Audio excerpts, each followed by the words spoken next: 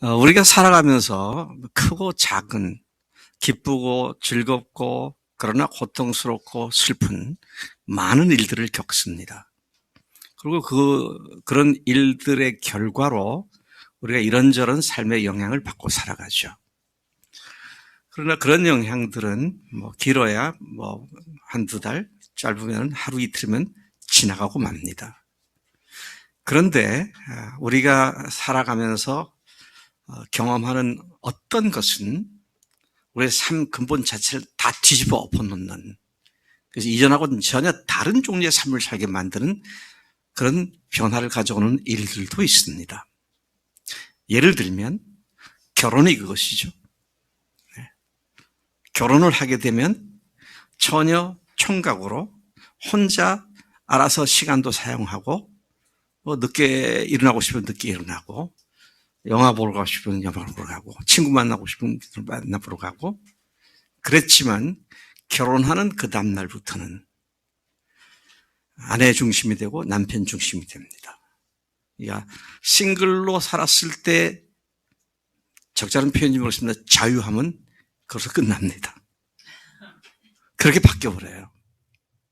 그렇게 살다가 보면 또 자녀가 태어나죠. 그러면 한국의 부모들이 특히나 어떻습니까? 자녀들을 위해서 모든 삶을 헌신합니다. 그 자녀들에 대한 헌신이 얼마나 큰지 나이가 든 사람조차도 자기 어렸을 때 자기를 사랑했던 부모님을 생각하면 눈물을 글썽거리면서 회상하며 그 부모들을 기억하며 고마워하는 그런 마음을 가질 만큼 제가 보기엔 다른 어떤 나라의 부모들보다도 한국 부모들의 자녀에 대한 사랑은 끔찍하고요. 거의 우상 숭배 수준까지 가 있다. 그렇게 말해도 지나치지 않은 것 같습니다. 그만큼 자녀를 낳으면 부모들의 자기 자신을 위한 삶의 많은 부분들이 중단되고 자녀 중심으로 모든 것들이 집중하게 되죠. 또 그러다가 자녀들이 크죠. 그래서 짝짓기를 해서 결혼을 하고 집을 나갑니다. 그러면 다시 부부 중심으로 다시 삶이 돌아오죠. 그러다 둘 중에 한 사람이 먼저 세상을 떠납니다. 그러면 다시 혼자가 되죠. 그러고는 이제 마지막으로 하늘나라로 가게 되죠. 결혼은 우리 인생에 굉장한 변화를 가져오는 새로운 출발점입니다. 그렇지 않다라고 말할 사람은 아무도 없습니다. 우리 교회 아주 좋은 형제들, 자매들이 결혼하고 나면 이전 같지 않은 다른 삶을 사는 걸 보면서 참 결혼은 대단하다. 그런 생각이 들어요. 여러분도 그게 느끼시죠? 네. 그렇지 않다 할 사람은 아무도 없을 것 같아요. 그렇지 않다면 그건 남편으로, 아내로 또는 부모로 무책임하게 사는 사람들일 거예요. 그런데요. 그것하고는 비교도 안 될 어마어마한 사건이 있습니다. 그 사건으로 말미암아 우리의 영원한 운명이 바뀌는 nun. 더 이상 옛날 같지 않은 그것이 바로 무슨 사건이에요? 부활 사건입니다. 하나님이 오셔서 우리를 위해서 죽으신 확실한 증거로서의 부활 사건은 그 부활하신 주님을 만난 제자들, 그들을 영원히 바꿨는데요. 참 흥미로운 것은 예수님의 제자들이 3년간 가족들 다 버리고 직업 다 포기하고 주님을 쫓았잖아요. 근데 십자가 밑에 다 도망갔습니다. 어마어마한 기적과 이설을 받는데도 불구하고 십자가 밑에 다 도망갔어요. 부활하신 사실을 알고 부활하신 예수를 만난 뒤에 그들의 삶을 완전히 영원히 바뀌어버리고 말았죠. 참 놀라운 일입니다. 부활 사건은 우리의 삶을 이전의 삶과 이후의 삶으로 완전히 구분시켜놓는 구분점이고 분기점이고 전환점이고 시작점이라는 사실을 주목하게 되는 것이죠. 그것은 단순히 2000년 전에 인류 역사상 한 번 발생한 놀라운 일로 끝난 것이 아니라 그때를 기점으로 온 우주와, 인류만이 아닙니다. 온 우주와 인류의 모든 역사를 완전히 뒤바꿔 놓은, 그래서 저는 종종 그런 생각을 합니다. 기원 전과 기원 후로 나누잖아요. 예수님의 출생을 기점으로 그 전을 BC, 그다음에 그 다음을 AD 그러잖아요. 근데 제가 가만히 생각해 보니까 예수님의 출생한 것을 그렇게 기점으로 삼는 것이 좀 바뀌어야겠다. 예수님의 출생 이전으로 이제 BC인데 BR로 바뀌어야겠구나. 네? BR로. AD로 아니라 AR로 바뀌어야겠다. BRAR. Before resurrection.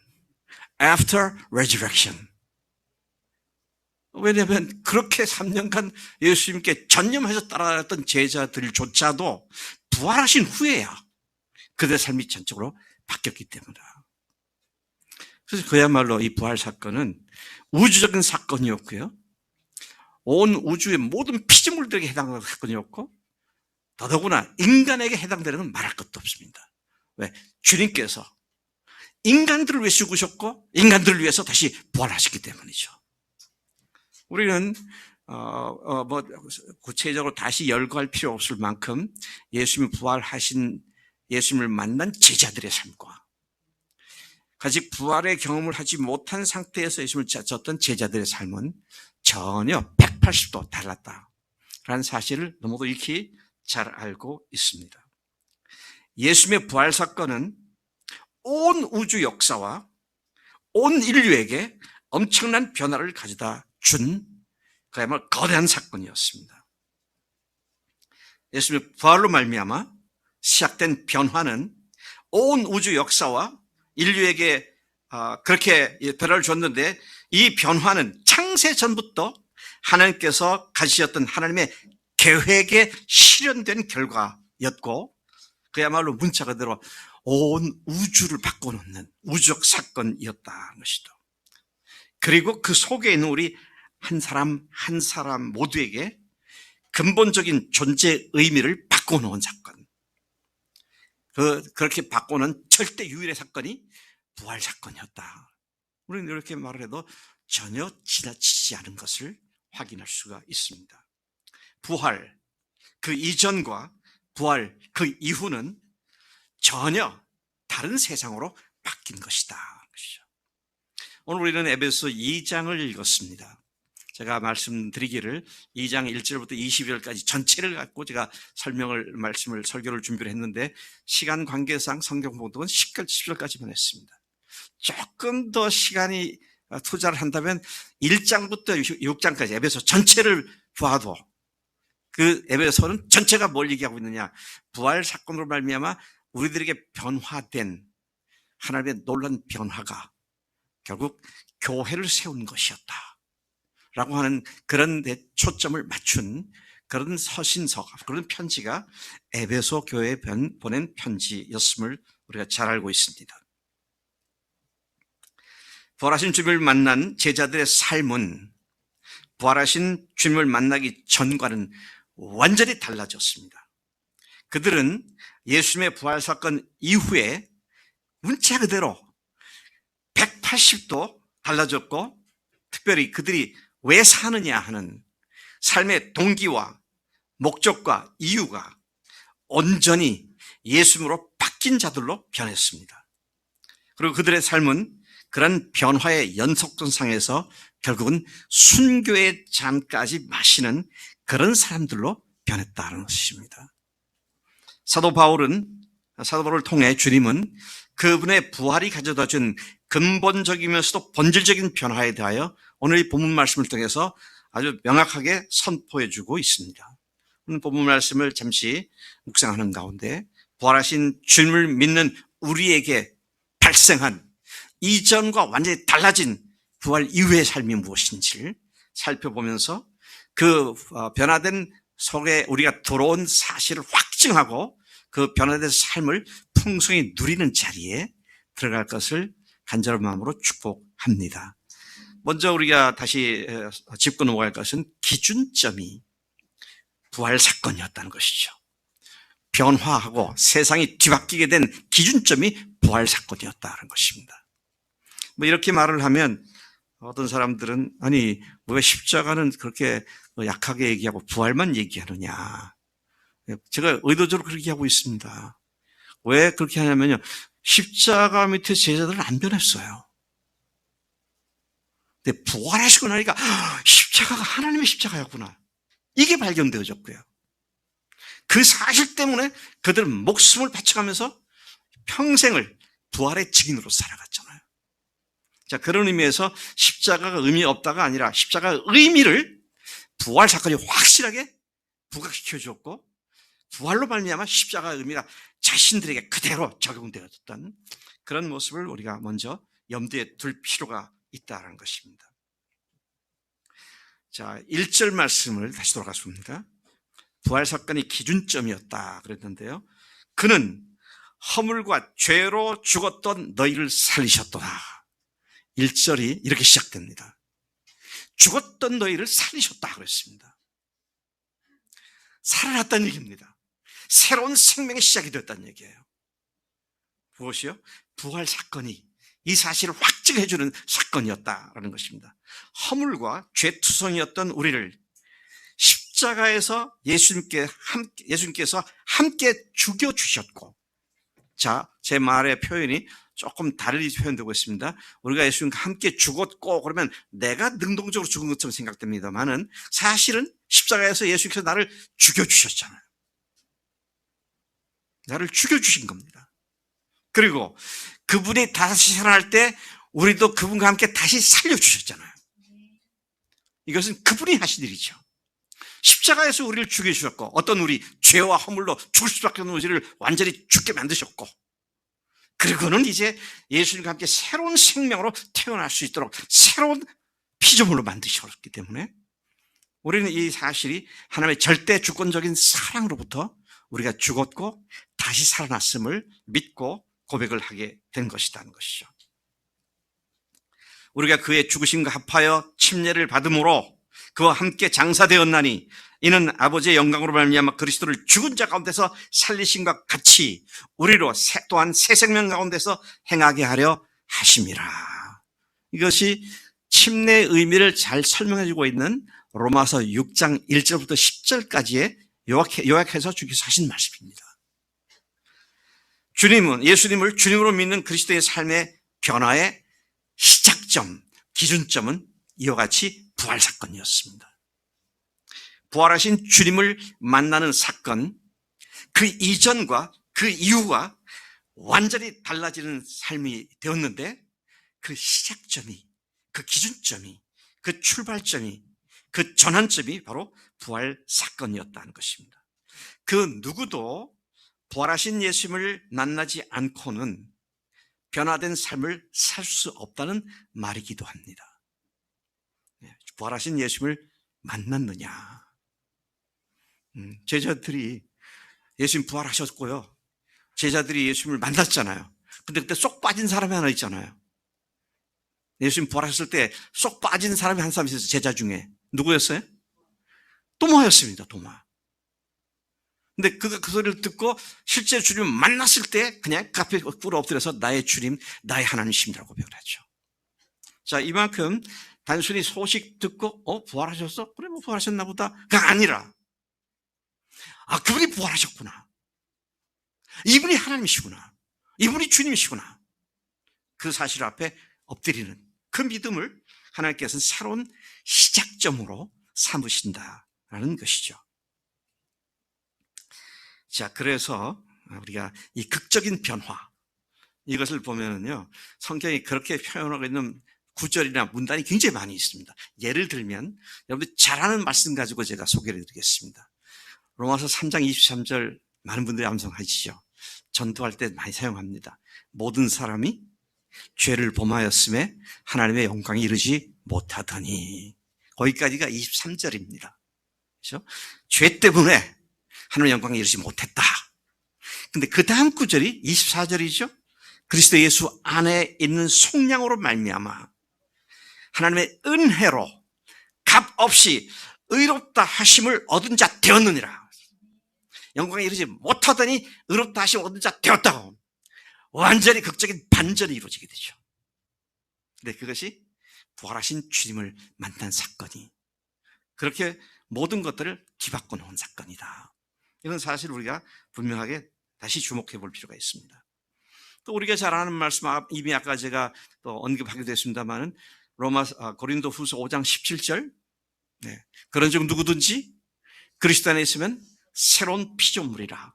이전 것은 지나갔으니 보라 새 것이 되었다. 여기도 보면요, 이전 것과 새 것을 말하고 있습니다. 근데 그리스도 안에 예수님을 주인으로 모신 사람이 이전 것은 지나갔다는 겁니다. 예수님을 주인으로 모신 사람의 이후의 삶이 새로워졌다는 얘기죠. 주인이 바뀌었고 삶의 이유와 목적과 동기가 주님으로 바뀌었다는 것이죠. 자, 그런 의미에서 예수님이 나의 주님이라는 사실을 확증해 준 사건, 그게 뭡니까? 부활 사건이었습니다. 많은 사람들은 이 부활의 증거를 붙잡지 않고요, 기도응답 받은 거나 기도하다가 뭐 뜨끈하게 느꼈거나 뭐 어떤 것에 뭐 기도했다가 뭐 잘 됐거나 뭐 이런 거를 하나님이 살아계신 증거로 붙잡고 살더라고요. 그것이 증거로서의 의미가 전혀 없는 건 아니겠지만 문제는 그런 병 났던 것이 안 낫고 기도하는 것이 응답되지 않고 하면은 그다음에는 어디까지 떨어집니까? 하나님이 정말 살아계신가? 하나님 나를 사랑하시는가? 이거 기가 막힌 얘기예요. 뭐 흥분해가지고 주님에서 헌신하고 막 그러다가도 기도하는 게 안 되고 응답이 안 되고 내가 간절히 원했던 것이 반대로 되어지고 그러면 믿음으로 떠나는 사람들 많더라고요. 네, 부활은, 증거로서의 부활은 기도가 응답돼도 안 돼도 그건 객관적 사실로 남아있는 것이잖아요. 내가 그렇게 느끼든 안 느끼든 그건 그대로 존재하고 있는 역사적 사건이잖아요. 내 느낌과 내 감정과 나의 상태에 따라서 부활이 사실이었다가 아니었다가 이런 거 아니잖아요. 제가 다시 한번 제가 자주 질문했던 건데 양재원 형제가 저를 좀 대답을 했으면 좋겠어요. 양재원 형제는 나는 1959년생이에요. 그러니까 금년이 64세야. 믿어 안 믿어? 틀린 것 같아요. 내가 사실은 1939년생이에요. 이 목사님하고 2살 차이밖에 안 돼요. 내가 무슨 소리를 해도 나는 언제 태어났다? 1949년입니다. 6.25 전후에 태어났어요. 그건 뭐 내 생각이 뭐 여러분들이 나에 대해서 많은 사람들이 그러더라고. 저보고 머리만 폈지 얼굴은 아직도 뭐 젊으시다고 그렇게 느끼는가 봐요. 나 빼 좋습니다. 그건 괜찮아요. 그런다고 제가 실질적으로 10살이 젊어집니까? 아니에요. 그냥 제 나라 그대로 있는 겁니다. 주민등록 등본 띄워보면 1949년 8월 7일이에요. 뭐 이게 한 번도 변한 일이 없잖아요. 사실은 사실이니까. 그래서 우리가 historical fact, 사실이 아니냐, 이게 너무 중요하잖아요. 근데 부활의 사실이 수많은 증인들이 있었고요. 또 단순한 증인들뿐만 아니라 그 부활을 증거하기 위해서 목숨을 그야 같이 초계같이 버리면서 헌신했던 사람들. 거기에 대해서 어떤 사람들은 그들이 착각해서 그럴 거다, 뭐 그들이 시체 훔쳐놓고 부활했다고 거짓말할 거다, 뭐 여러 가지 설들이 있잖아요. 근데 그런 설들을 말하는 사람들 보면 왜 이렇게 멍청한지 모르겠어요. 아니 세상에 예수님의 제자들이 시체를 훔쳐가 놓고는 부활했다 그러면 거기까지는 그럴 수 있다 그럽니다. 생각합시다. 자기들이 만든 거짓말을 해서 순교를 다 해요? 전원이? 그럴 수 있는 거예요? 아니, 이거 있을 수 없는 일입니다. 그런 의미에서 다른 여러 가지 절도설, 도난설도 말하가 있는데요. 기절설도 있고요. 여러 가지가 있는데 모두가 다 논리적으로 생각해도 맞지 않는 그런 얘기를 하지만 무슨 얘기를 하더라도 그분은 부활하셨다는 거잖아요. 여기서 역사적 사건이고요. 자, 그래서 주님께서는 오늘 본문 말씀을 통해서 부활 이전은 어떠했는가? 너희들이 원래 어떤 존재였는가? 이게 이제 첫 번째로 언급되어지면서 그랬는데 어떠한 존재로 바뀌었느냐? 부활 이전의 우리의 상태와 부활 후의 상태를 대조해서 명백하게 변화된 우리의 모습을 말씀하고 있는 것이 오늘 2장 전체가 언급하고 있는 것이죠. 자, 다시 돌아가서 보면요. 허물과 죄로 죽었던 우리라고 말합니다. 이전에 어떠했느냐? 예수님의 십자가와 부활 사건이 있기 전에 우리는 어땠느냐? 허물과 죄로 죽었던 자들입니다. 내가 살아있는 것 같지만 전혀 하나님의 생명과는 관계가 없는, 그래서 아까 보았던 것처럼 모든 사람이 죄를 범했으면 하나님의 영광에 이르지 못하더니 모든 사람이 죽었다는 말은 하나님의 생명에서 떨어져 있고 하나님의 영광에서 떨어져 있는 걸 얘기하는데 모든 사람이 허물과 죄로 죽었었다. 그게 이전의 모습이죠. 또 2절과 3절에 그때에 말하죠. 그때에. 언제요? 부활 이전에 말입니다. 근데 그때는 너희는 그 가운데 생하여 이 세상 풍조를 따르고, 참 오늘날 역사 속에 늘 그래왔지만 사람들이 세상 풍조를 따르는 게 아주 지극히 정상적인 것으로 생각을 하는 것 같아요. 하다못해 헤어스타일 또는 옷 입는 거. 요즘 청년들 보니까 우리 교회 약간 이제 조금 교정되고 있는 것 같은데, 이 교회에 나오는데 양말 하나 신고 와. 그냥 후대다가 맨발로 신고, 조금 낫다면 아주 목이 없는 얕은 덮보선 같은 거, 그런 거 신고, 약간은 바지가 껑충해가지고 발목이 다 보이고. 우리 상범이 어디 갔어? 아까 보이더라고, 발목이. 조금 긴 옷을 입거나 약간 폭이 넓으면 무슨 시대에 뒤진 것 같고요. 그죠? 또 이런 얘기를 하는 자체로 보면 꼰대라 그러고. 그냥 무방비 상태로 세상 풍조를 떠서 가는 겁니다. 제가 더 두려워하는 거는요, 이제 앞으로 여러분들 결혼할 처녀 총각들 또 결혼할 자녀들 두분 부모님들이 좀 들으셔야 할 얘기 같은데, 제가 요즘 이렇게 결혼식장에 가보면 이제 줄에 초청도 못 받아요. 그냥 참석만 하고 봐요. 근데 가만 들어보면 자기들이 좋아서 그냥 우리끼리 결혼한 겁니다. 그거더라. 한마디로 말하는 거더라고요. 그러니까 결혼이 하나님의 권위가 하나님께서 짝 주신다는 개념이 없는 거예요. 제가 예견을 이미 했었어요. 제가 미국에서 살면서 오니까 벌써 그렇게 하고 있더라고. 제 누님이, 별소리가 다 나오네.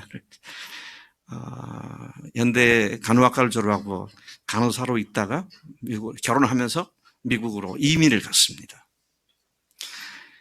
그리고 이제 미국에 이민을 갔으니까, 1970년대 초반이니까 굉장히 이민이 처음 이루어진 그 시대입니다. 미국에 왔으니 자식들도 철저히 영어로만 집에서 대화하고, 그래가지고, 미국화 시키겠다. 그래서 했는데 애들이 공부를 잘했어요. 하나는 변호사가 됐고, 하나는 치과 의사가 됐습니다. 근데 얘네들이 결혼은 안 해요.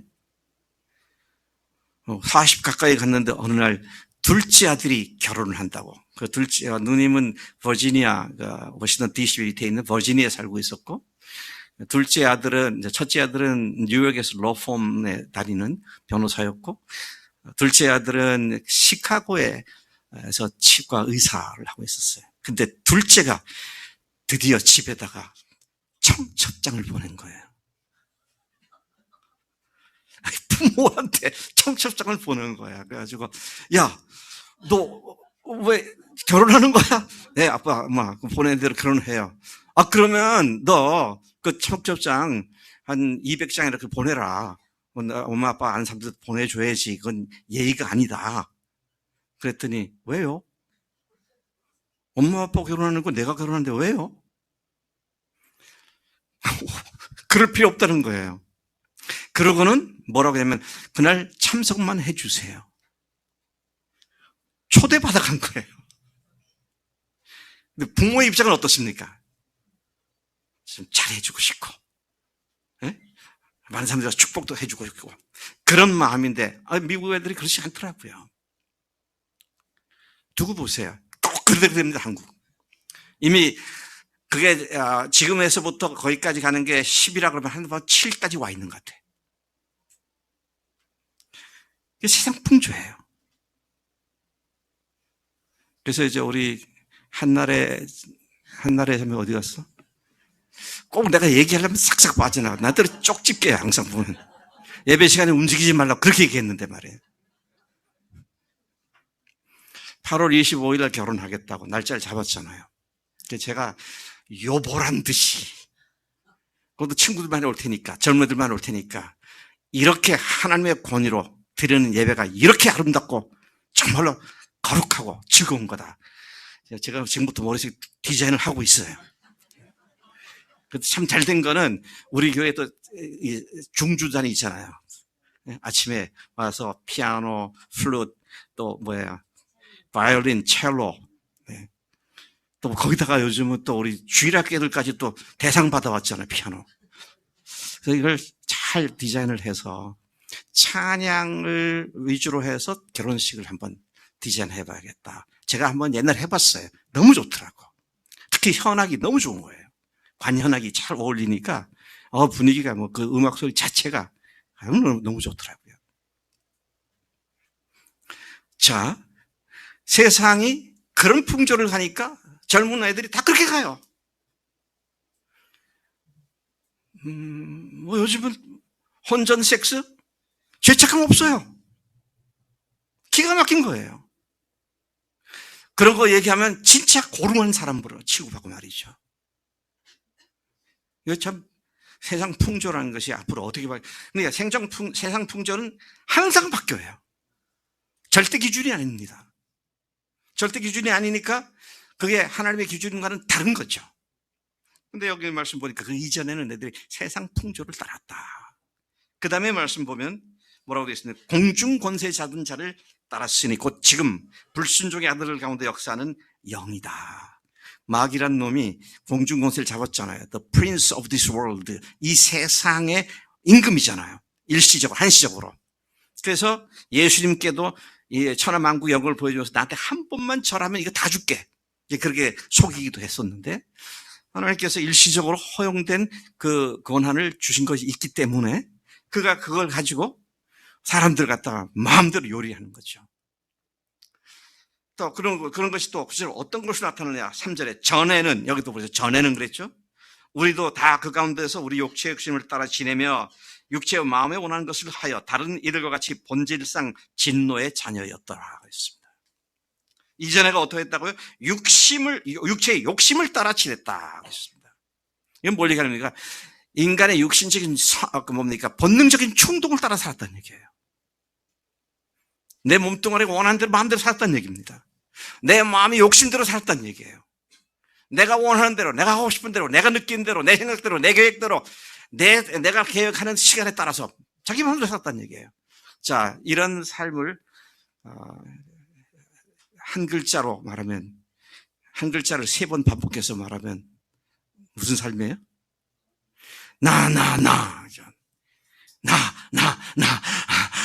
me, I, my, me 그러잖아요. 근데 내가 주인 돼서 내 마음대로 산다는 게 성경에서는 뭐라 그랬어요? 근본 죄라 그랬습니다. 자기가 주인 된 죄. 내가 하나님과 같은 자리에 올라가는 죄. 내 마음대로 살겠다는 거잖아요.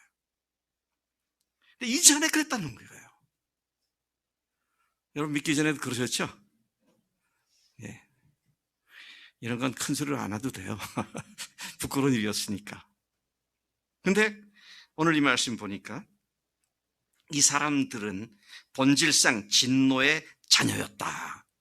이 자녀라는 말은 상당히 높인 말인 것 같아요. 네. 본능적인 충동을 따라 살았단 말이고 자기가 원하는 대로 살았단 말이고 그리고 이 진노의 자녀다라는 말은 뭡니까? 본래부터 우리 현대인의 성경을 보니까 본래부터 하나님의 노여우심을 살 수밖에 없었던 사람들이었다. 영어 성경의 NIV라고 하는 성경을 번역본을 보니까 우리는 본질적으로 by nature, 본질적으로 object of wrath, 진노의 대상자들이었다. 그렇게 표현되어 있기도 한 것이죠. 자기가 주인 되어서 육체대로 본능대로 세상 풍제대로 사는 그런 사람들은 마귀의 종으로 타면서 하나님의 진노를 받게 될 그런 운명에 처해 있었다. 이게 과거 이전입니다. 11절 12절에 보면 바울은 예수님을 알지도 못했고 믿지도 않았던 이방인들로 구성된 이 에베소 교인들을 향해서 단호하게 말을 합니다. 뭐라고 말하냐면 그러므로 생각하라. 너희는 그때에, 이전의 얘기입니다. 그때에 육체로는 이방인이요 손으로는 육체에 육체에 행한 할례를 받은 무리라 칭하는 자들. 누구예요? 이 사람들이? 할례를 행한 사람들이 누구예요? 유대인들로부터 할례 받지 못한 것들이라고 천시당했던 그런 너희들이 아니었느냐. 그랬는데 이제는 그렇지 않다. 그렇게 말하고 그때는 너희가 그리스도 밖에 있었고 또 하나님 나라 밖에 사람이었고 하나님의 약속들과는 아무 상관없는 외인들이었고 세상에서 소망이 없고 하나님도 없는 그런 자였다. 절망밖에 없는 그런 존재들이었다. 그런 말씀으로 지금 2장에서 부활 전에 살아있던 사람들의 상태를 얘기하고 있죠. 그런데 거기서 일대 반전이 이루어지죠. 부활 그 이전에 대조되는 부활, 그 이후에 근원적이고 거대한 변화를 바울을 통해 주님은 다음과 같이 몇 가지로 이 본문 말씀에서 제시해주고 계십니다. 제가 가급적이면 성경 본문에서만 끄집어내려고 제목 설교가 아니고 본문 설교니까 여기 있는 것만 나열을 했습니다. 근데 이거 말고도 제가 묵상을 해보니까 부활 이후에 변화된 게 어마어마하게 많더라고요. 자, 그런데 여기 있는 것만 얘기하겠습니다. 첫째, 죽었던 우리를 어떻게 하셨다고요? 살리셨다 그랬습니다. 죽어있던 우리였는데 이제는 살아난 자가 되었다. 죄와 사망으로부터 우리를 구원해 주셨다는 것이잖아요. 5절 말씀도 허물로 죽은 우리를 그리스도와 함께 살리셨고 그렇게 말씀하죠. 새로운 생명 가운데 다시 살아난 자가 되었다. 또 둘째 어떤 변화가 생겼느냐. 부활 이후에 부활하신 주님이 우리를 그분과 함께 하늘에 앉혀주셨다.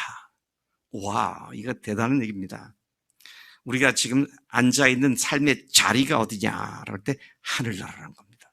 그래서 여기에 근거해서 많은 사람들이 하늘에 속한 사람들 이런 말을 하는 거예요.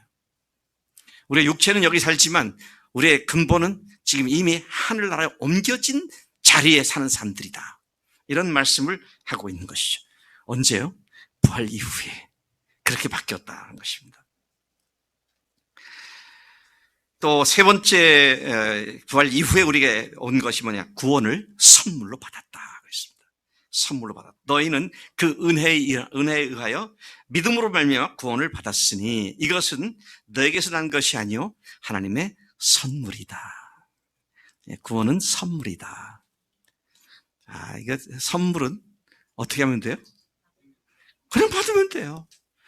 영어로 굳이 말하면 free gift죠. 값없이 받는 겁니다. 이게 이제 십자가 부활 사건으로 가능해졌고 부활이 그것을 확증한 사건이 되었다는 것이죠.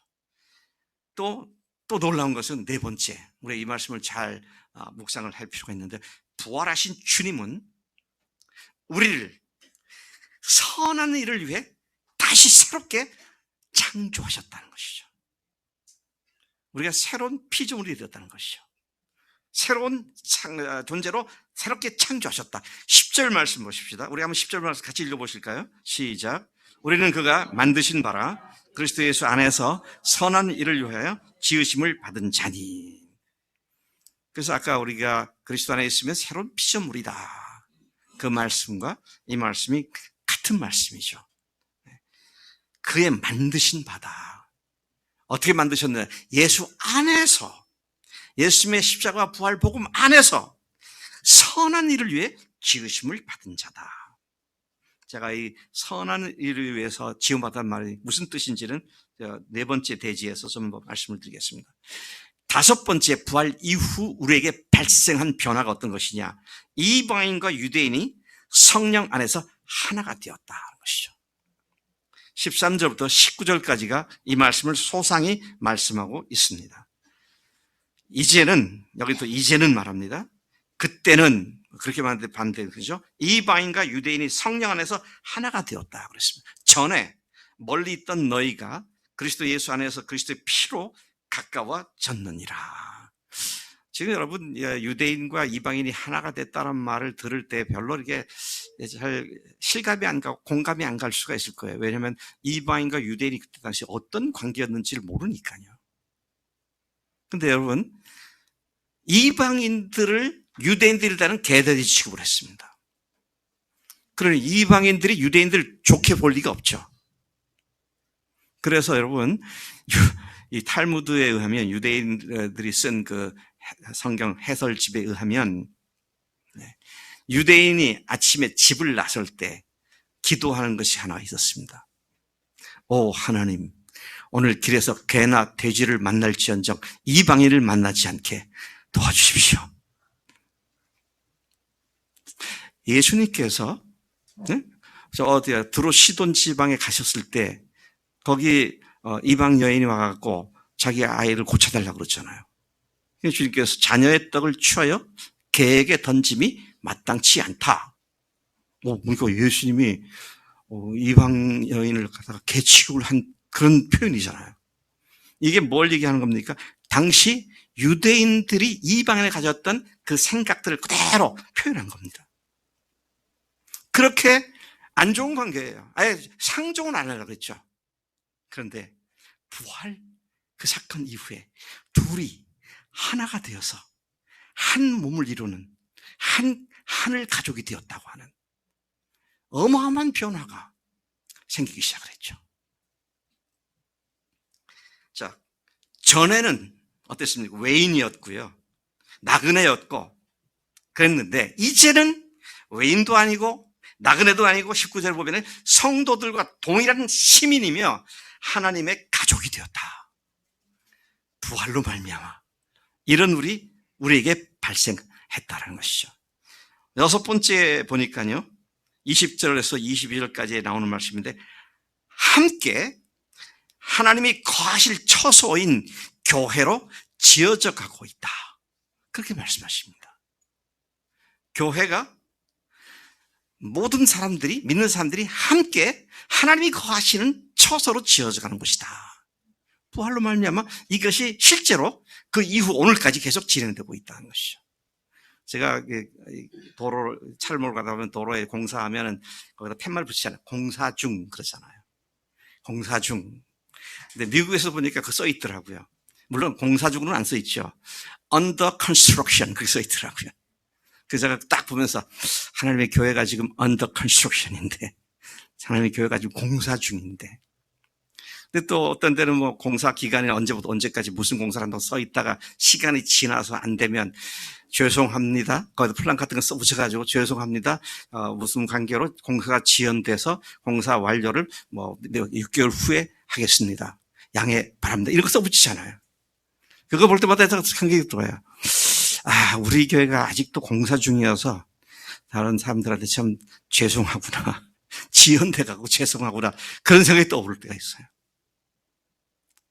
자, 그런데 하나님께서 교회를 꿈꾸셨는데요. 선한 일을 위해 지으심 받았다고 했잖아요. 근데 이 말씀을 잘 보면 10절을 다시 가서 보면은 우리는 그가 만드신 바라 그리스도 예수 안에서 선한 일을 위하여 지으심을 받은 자니, 그렇습니다. 선한 일은 예수 안에서 선한 일을 지어받았다 그러고요. 그 다음에 이 일은 하나님이 전에 예비하사 우리로 그 가운데서 행하게 하려 하심이니라. 하나님께서 전에 예비하셔서 우리로 하여금 하게 하신 일이 뭔가요? 예, 교회입니다. 그냥 우리가 선한 일을 하면은 어른 사람 좀 도와주는 거, 또 누구 좀 이렇게 격려해 주는 거, 또는 뭐 아프리카의 그 물이 없는 곳에 우물 파기 먹이 돈 좀 보내는 거, 또 뭐 아파하는 사람이 있으면 위로해 주는 거, 그 다 좋은 것들이에요. 그런데 오늘 이 말씀 보면은 언제 그렇게 하셨다고요? 전에 예비하실 것이라고 했습니다. 그러면 성경에서 전에 예비하신 것은 즉각적으로 우리가 알게 되는 건 창세 전부터 하나님께서 예비하셨던 그것. 그게 뭐죠? 교회를 세운 겁니다. 근데 그 교회를 세우는 것이 왜 하나님께서 창세부터 예비한 하나님의 꿈이었느냐? 그 속에 주님이 거하셔서, 주님이 거하시는 처소가 되어서 안 믿는 사람들이 와서 여기에 예수가 계시네? 이 사람들을 보니까 이 사람들이 예수 제자들이구나. 그래서요, 교회가 제대로 잘 성장을 하면 교회 안에는 교인들이 올 때마다 은혜 받고 도전 받고 감사하고. 우리 아까 임동명 집사님이 지금까지 살아오면서 가장 큰 그 문제로 지금 직면해 있는데 어떻게 그걸 가지고 믿음으로 대처하는지. 또 최신의 자매가 어떻게 우리 교회에서 있다가 나갔다가 돌아오는 그 과정에 또 돌아와서 어떤 일이 지금 일고 있는지 이런 것들을 얘기할 때 이건 살아있는 간증이잖아요. 이건 이론도 아니고요. 신학도 아니고요. 지식도 아니잖아요. 그것이 실제로 삶 속에 어떻게 움직이고 있는지를 보여주는 거잖아요. 제가 최근에 다시 깊이 생각하는 건 성경 지식과 신학 지식보다 더 중요한 건 그렇게 사는 거다. 그렇게 사는 거다. 교회를 세우는 일이 본문 말씀에서 말하는 선한 일이며 이 일이 하나님께서 전에 예비하신 일이었다 하는 것이죠. 제가 아까 에베소서에 대한 전체적인 얘기를 잠깐 했습니다만은 에베소서는 이 편지는 전체가 1장부터 6장까지가 교회의 기원, 교회의 최고성, 교회의 본질, 또 교회 안에서 어떻게 함께 서어져 가는지를 집중적으로 다루고 있는 편지입니다. 그런데 1장의 결론이 22절, 23절에 나와 있습니다. 1장의 결론. 또 만물을 그의 발 아래 복종하게 하시고 그를 만물 위에 교회의 머리로 삼으셨으니 23절 교회는 그의 몸이니 만물 안에서 만물을 충만하신 자의 충만함이라. 제가 성경 말씀의 많은 부분들을 이해하고 있지만 아직도 이 말씀을 다 이해 못하고 있어요. 만물 안에서 만물을 충만케 하신 자의 충만이 교회다. 뭘 말하는지 알 것 같은데 이런 상태를 아직 잘 모르겠어요. 하나님의 충만함이 있는 그런 곳. 근데 아마 이것은 사랑이 최고의 선물이니까 사랑하는 공동체가 되었을 때 하나님께서 말씀하시는 것을 의미하는 것이 아닐까. 1장의 결론이 그겁니다. 정말로 교회가 하나님의 충만히 드러나는 교회.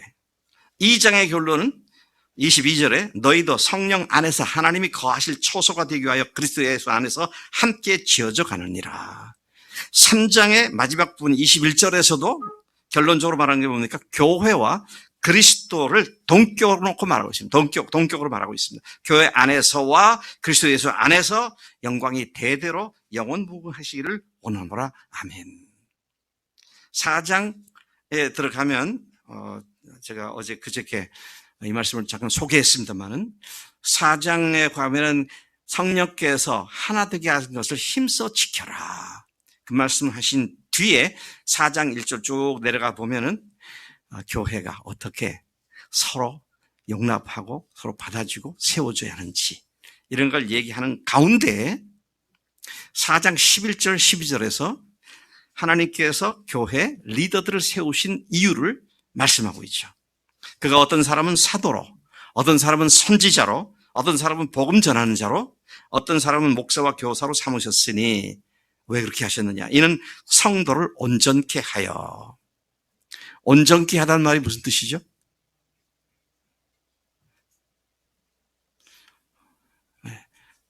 훈련시켜서 그런 말이에요. 그렇죠? 이큐핑, 훈련시키고 그 다음에 봉사일을 하게 하면 사역을 하게 한다는 얘기입니다. 미니스트리를 하게 한다는 것이죠. 사역을 하게 하고 그 결과로 뭐냐? 결론은 뭐예요? 그리스도의 몸을 세우려 하심이라. 그 선한 일이 바로 건강한 교회를 세우는 이 일에 헌신하는 것을 의미하는 것이다. 것입니다. 부활 사건은 그 이전과 그 이후에 역사를 완전히 바꿔놓았습니다.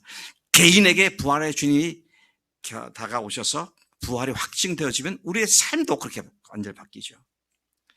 온 우주와 역사의 거대한 전환점이 부활이었다. 죽음이 생명으로 바뀐 분수령이었고요. 더욱더 놀라운 사실은 창세 전부터 하나님께서 그 마음속에 품으셨던 계획, 곧 교회가 실제로 세워지는 시작점이 부활로부터 시작되었다는 것입니다. 부활로부터 그들은 그리스도의 부활의 증인이 되었고, 증인들이 모여 함께 기도할 때 성령께서 강림하셔서 성령의 능력으로 교회가 출발을 하게 된 그 역사를 우리가 너무 잘 알고 있습니다. 그리고 그 속에 있는 우리는 하나님의 은혜로 구원받은 하늘 시민으로서 교회를 세우는 일에, 선한 일에 부르심을 받은 자들이 되었습니다. 그래서 11절에 그러므로 생각하라는 겁니다. 그러므로 생각하라. 제가 자주 얘기한 것 중에 하나가 뭘 믿어도 알고 믿자. 알고 믿자. 모르고 무턱대고 믿지 말고 제대로 알고 믿자. 아까 우리 최신의 자매가 간증하는 걸 이렇게 들어보니까 신의 자매도 그렇고 남편 김종택 씨도 그렇고 참 잘 따져서 그걸 잘 정리해서 믿는구나. 이 말씀대로 믿으니까 실수가 없죠.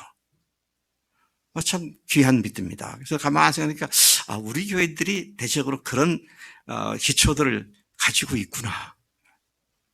임 집사님도 아까 쭉 얘기한 거 보면 일생의 문제가 딱 연결해가지고 십자가와 부활과 교회 이게 딱 연결돼서 구멍 기운 복음이 어떻게 거기서 어떤 일을 하게 되고 이걸 너무 잘 아시잖아요.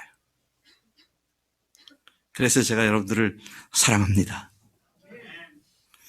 안자매, 안수인 자매 그럴 때 빨리 아멘 그래야지. 정말 말씀 안에 반듯하게 서서 가면 실수가 없습니다. 흥분돼서 감정으로 나가게 되면 허점이 많아져요. 자, 20절, 22절을 다시 한번 보겠습니다. 너희는 사도들과 선지자들의 터 위에 세우심을 입은 자라 그래서 예수께서 친히 모퉁이 돌이 되셨느니라. 코너스톤이 되셨다. 모퉁이 돌은 기준돌이죠. 옛날에 석조 건물을 지을 때 맨 끝에다가 이 기준돌, 코너스톤을 잘 정치해 놓고 거기에 따라서 가로 세로 기초석들 쫙 나가서 기초를 놓은 뒤에 그 다음에 벽돌을 쌓아 올리죠. 돌멩이 쌓아 올리죠. 그리스도가 그 모퉁이 돌이 되셨고 또 그 안에서 건물마다 서로 연결하여 주 안에서 성전이 되어가고 22절 너희도 성령 안에서 하나님이 거하실 처소가 되기 위하여 그리스도 예수 안에서 함께 지어져 가느니라. 우리는 지금 공사 중입니다. 네. 이 공사를 성령께서 우리를 통해서 완성시킬 때에 우리 자녀들과 또 우리 뒤에 예수 믿게 될 사람들이 정말로 주님이 거하시는 현장을 늘 목격하면서 영적으로 아름답게 성장하는 축복이 있을 줄로 믿습니다. 예수님의 부활 사건으로 엄청난 복된 은혜를 받은 우리가 행할 선한 일, 그것은 곧 교회를 세우는 일입니다. 구원받지 못한 영혼들에게 겸손하게 다가가서 복음을 전하고 그 영혼들을 구원시키는 일과 영적으로 아직 어린 사람들을 일일이 돌아보며 가르치고 섬기고 양육하는 선한 일을 위해 우리가 지으심을 받은 자들인 것이죠. 교회다운 교회, 모든 교인이 예수님께 절대 복종하고 순종하는 교회, 모든 교인이 사역하는 교회, 모든 교인이 하늘 가족의 사랑을 주고받는 그런 교회를 세우는 것이 우리들의 부활 이후에 이 복된 자리에 들어간 우리들의 사명인 줄로 믿습니다. 그 일에 다 같이 헌신하십시다. 기도하겠습니다. 하나님 아버지 감사합니다. 오늘 이 아침에 저희들 부활 그 이후에 첫 번째 주일을 맞게 하신 것을 감사합니다. 두 번째 주일을 만났을 때, 세 번째 주일을 만났을 때, 또 금년을 지나갔을 때 하나님께서 우리 가운데 선한 일을 왕성하게 일으키신 놀라운 간증들이 우리 교회에 풍성히 넘쳐나도록 역사해 주실 줄로 믿습니다.